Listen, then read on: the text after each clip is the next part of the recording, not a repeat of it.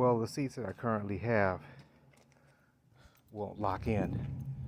So I found a suitable pair that are worth getting redone. So we're gonna grab these out of here and work it out. Got one out already. Boy, dealing with these old cars ain't easy as it looks.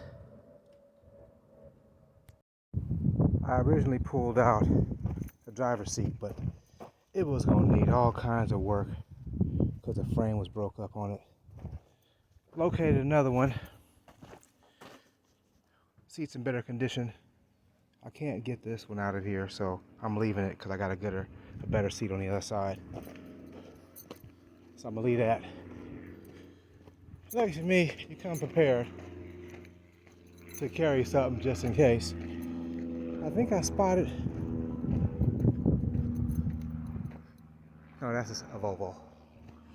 But I got two seats that are rebuildable. Take my old seats out because the old seats don't lock in place because the way they were adapted to the rails puts them in a weird place. So going back stock, big headrest. Yes, sir. Also, we were unsuccessful with the disc brakes and shocks. This one has them, but the other side is pinned against a dumpster, and there's no way for him to get the forklift in here to get it for me. So maybe later on, the stack will be out the way, and maybe we'll have action at getting to it. I'll keep on the lookout for that. Plus, it may have a speedo cable we can use that's up in there. So I'm gonna look at that next. Well, we got these out. The problem with these were the way they were mounted into the vehicle. They were not going to work with the locking mechanism on the seats. They won't lock in the stock locations. So I had to go find me some stock seats that we can get redone and that will work correctly. And so now we have good foundations, seats that don't move. We don't need to put a tire behind the seat to make sure the seat does not slide. This crash course on Volkswagen how-tos. I'm finna go pick up the new tires now. All right. Got them. Over at Gonzalez Tires, up here in beautiful downtown Redwood City on Whipple and Veterans. We're gonna make it happen. See? Gonzalez Tires.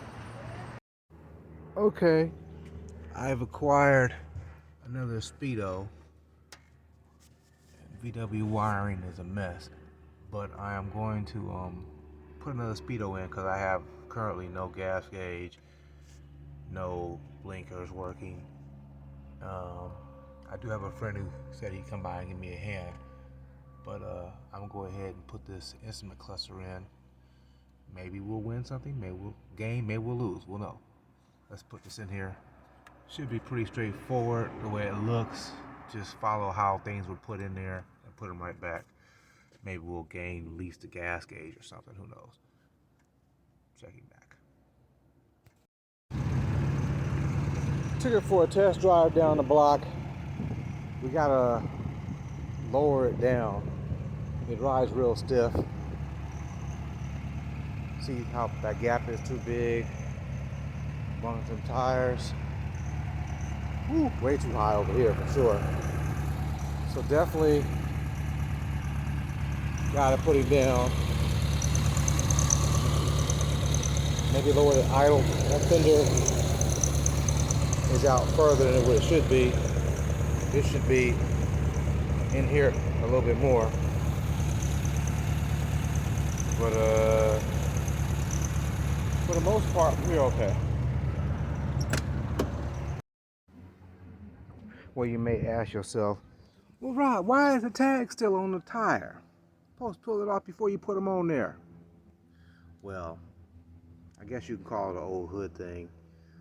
I remember seeing this the first time when the OG's Bob Blake pulled up to the park took the gold ones out the trunk of the car, mounted them jokers up right there on the spot so the whole world could see with the tags on the show. These brand new.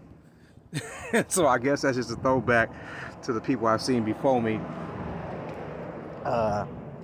Leave the tag on the tire. Now, when you leave the tag on the tire and you drive it, it makes noises. And so I found that out. I've had new tires before, but I never really didn't pay attention to the sound it made to that tire. The tag wore off. I just noticed it because there's no music in this vehicle. All I heard was exhaust and a squeaky sound, and it was a tag hitting the ground. But in case you're wondering why I left the tags on, that's why. Shout out to my man Bob Blake, so busy. First person I saw do that. I seen many others, but that was the first person. I even did it myself, just to show you. They brand new.